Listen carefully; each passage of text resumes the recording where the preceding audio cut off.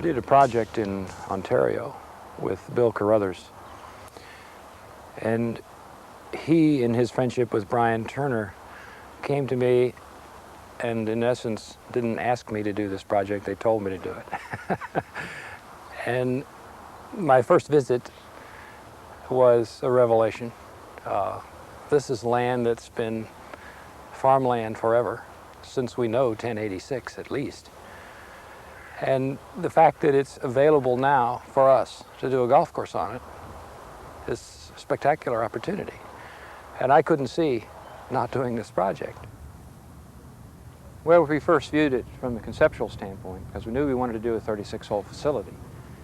And after some discussion with regards to both the strategic values of these two courses and the motif, which are two distinctly separate items, the decision was made that in the final analysis that both courses would be equal from a strategic standpoint, though one of them would be able to accommodate great numbers of people in the gallery.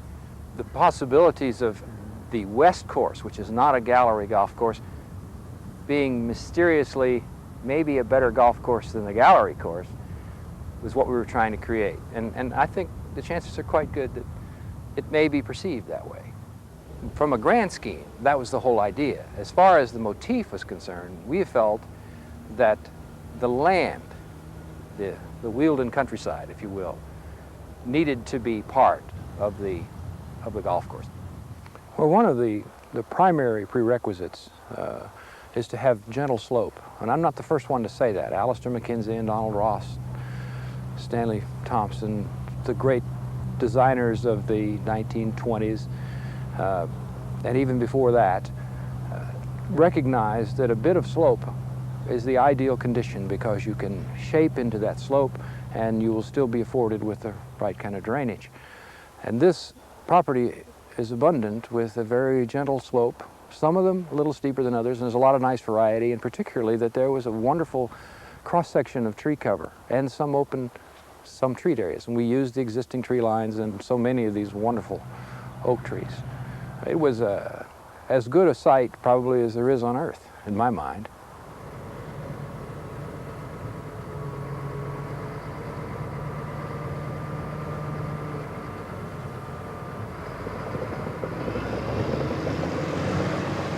The most important thing about earth moving, and actually, in truth, we didn't move that much dirt. I think by United Kingdom golf standards, yes, we probably did move more dirt than you would normally move on a golf course. But the end effect is that we haven't touched anything. That's the whole idea. And the beauty of the gallery golf course is that most of the gallery slopes are existing hillsides that continue ad infinitum.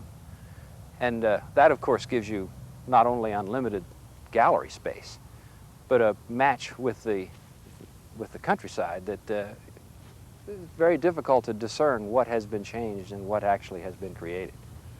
But once the heavy earthwork is done, the sculpting begins, and it is a very intense exercise because once that's complete, the golf course's personality is there. And that is the creation of a series of shadows, strategic ideas, so on and so forth. And it's merely the surface alteration, if you will, maybe only 2 or 3 feet. But that's the difference between a great golf course and just another piece of turf. Timing is always a consideration. Growing good turf in the United Kingdom is, well, this is as good a climate to grow grass as anywhere in the world.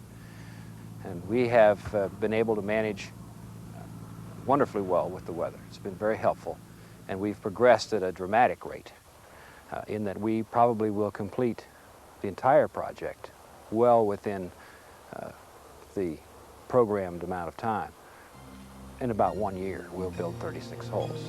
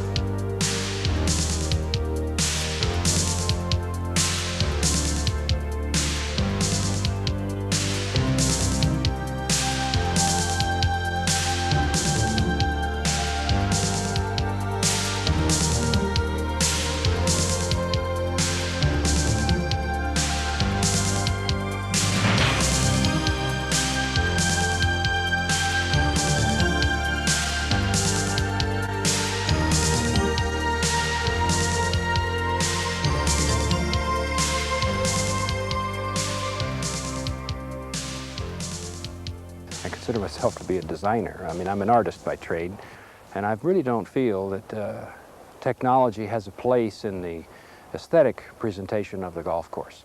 However, very definitely, technology is important under the ground, and more specifically in the dimensions of the golf shots.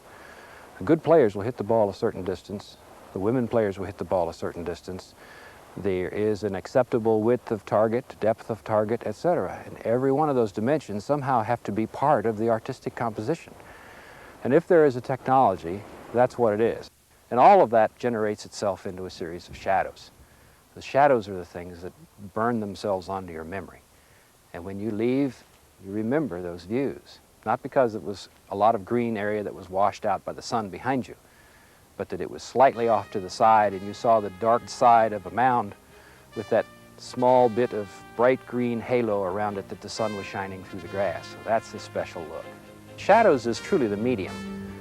It's not sand or grass or shapes and so on. It's really the shadows that make it something special.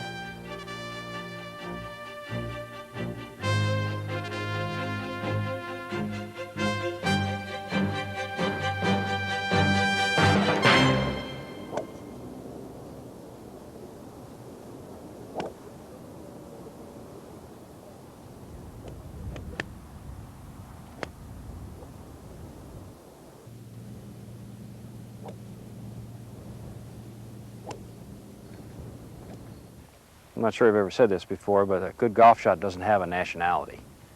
It's just a good golf shot's a good golf shot, whether it be in the UK or the United States or Japan or wherever. I think it's the mass, it's the mix, the eventual ambiance of the place is a combination of a lot of things. They are shot value, aesthetics, and conditioning. From a conditioning standpoint, we have created the optimum situation to grow turf, and then the application of knowledge to that set of specifications creates the finest playing surfaces. So that one more or less takes care of itself in terms of the specifications of the golf course and its management thereafter. The aesthetics we've already discussed. The settings of the golf holes, the way they're shadowed, and certainly the way they're supported by various bits of earth forms, add to or create the personality or the character, motif of the golf course. The strategic values, the shot values, are then brought to the front. Now, they are actually the genus of the aesthetics, because the golf shots come first. That's what we're here for. We're here to play golf shots. And I think the sophistication level there is probably deeper than it is in any of the other two categories, in that the slightest rolls, certainly as you finish on the putting surfaces, will dominate what a really good player may want to do. For instance, the use of a small mound or grassy hollows and so on. The good player is frightened when he gets into that situation because he may have an awkward stance and he has to get the ball up and down in two. Where an average player, his ball's in the grass. He's happy. He's not in a sand bunker or in the water. He's in what I call a secondary hazard. The good player is very definitely dominated as much or more by that. Many of them would rather be in a bunker than some of the places I'm going to put them. But the average player is going to like it because he's got a pitching wedge in his hand, he's hitting it out of grass, and he thinks he's hit a pretty good shot. But what happens as the golf ball proceeds through the air on the tee shots and grand scale, he may be asked to play the ball to one side or the other of the fairway. If I ask him to do that, I give him plenty of fairway to shoot at. It's not one side or the other of a minimum width fairway. If that's the case, I'm just asking him to hit it straight. If in the case of the 18th hole on the East course, he hits the ball over the bunkers on the right side, he then is able to play straight into the green. But if he catches a break to the left and into the left side of the fairway, he's got to play the ball a little bit more uphill over a bunker to a green that's lying at a bit of an angle to him. So there's quite a difference there. And on that type of hole, the finishing hole of a major event course, that's appropriate. Then on many of the other holes, there are situations where all he has to do is play close to the bunker. Well, then you translate that to the greens, because the second shot into the greens obviously is a key issue. And if it's a long shot, say it's a 5-iron, you can't ask a player, a 15 or 20 handicapper, to do much more than hope to hit the green. For the 10 or 15 or slightly lower than that, you can tell him to play it to one side of the green or the other. That's legitimate, that's acceptable. For the really good player, if he has a pitching wedge in his hand, he's talking about an 8 or a 10-foot radius. That's how good they are. And the difference in quality of play is so immense that you have to be careful where you put the pins on any given day. It depends who's playing the golf course. Because if we put them away where they would be for the really good players, and the 25 handicappers come out, it's going to be a different animal. When the ball hits the ground, it should respond appropriately. That is to say, there shouldn't be any surprises in that. And I think I can show you one excellent example of what I'm talking about. Now, this is the 9th green on the west course, and I think a good example of the type of design sophistication or enjoyment, if you will, is we're asking a player to come to this green with a middle iron, 5-iron, and if he can play to the right side where the pin is today, his chances of being very close are quite good. In many ways, it's very forgiving. If he plays to the left, the ball will roll even further away, though he still has a putt. It's just a longer putt. I brought 2 golf balls. I'm going to throw the first one, to the right side of the flagstick. The second one I'm going to throw slightly to the left, and you'll see the difference. This is the first one, goes slightly to the right. I wish I could chip that well. In this case, I'll throw it a little to the left. Watch it. Now, if you see the difference between the two, one has a 6-foot putt, the other one a 30-foot putt. All he had to do was play a little further to the right, and he would have possibly been making a birdie. Now he has to 2-putt and work hard for a par. That's a lot of interest. It's fun to play that way. All right, this is the 11th green of the west course, an extremely long par 4 with a very large green. It's not that difficult to get the ball onto the green. It's a large target for a long approach. Once you're on the green, you have to pay attention to the putts. The putting surface is a bit undulating, very subtly so.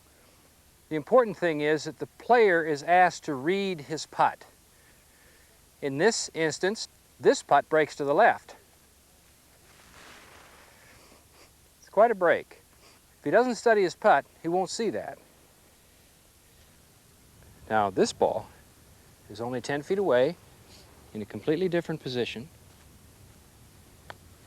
as far as the direction and the break of the putt. In either case, he has to pay attention to where he's hitting the ball.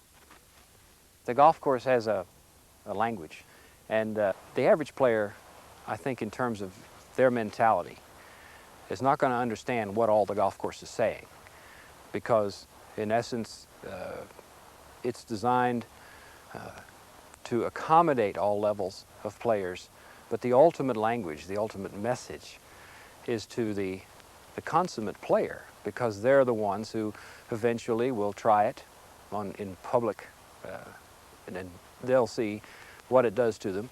But particularly that the average player will come and, by playing the golf course, come away feeling a bit better educated with regards to what a sophisticated golf course can provide for them in terms of entertainment and enjoyment. Particularly the bunkering. The fairway bunkers, anytime you see a bunker from the tee, or even from the second landing area or first landing area of a par 5, that bunker is giving a message, and it's the consistent message throughout, and it is play as close as you can to me, and I will give you a better angle to the green, or less club, or both. And the advantages then are dictated by each presentation of bunkering. And it's not a hard message to learn, and if somehow or other that could be presented to a 20 handicapper, and it helps his game, even if he doesn't play better than he usually does, he's going to feel that he's learned something, and he'll come back. I want the players, all of them, to say that it's fair. I think the easiest thing in the world for me to do as a designer is to make a hard golf hole. But there's such a fine line difference between difficult and unfair. A putting surface that slopes drastically, continuously all the way across, and if you play the ball above the hole and just touch it with your putter, it goes off the green. That's unfair. What needs to happen is that each pin has a bit of that. Bobby Jones had a word for it, treachery. treacherous putt. We've got, every green has a bit of treachery in it somewhere, and variety. And what I know that Ken understands so well is his ability to change the golf course in its ferocity from day to day. He can, by putting the pins out in the open, make it a pushover. But he can also make it really, really tough.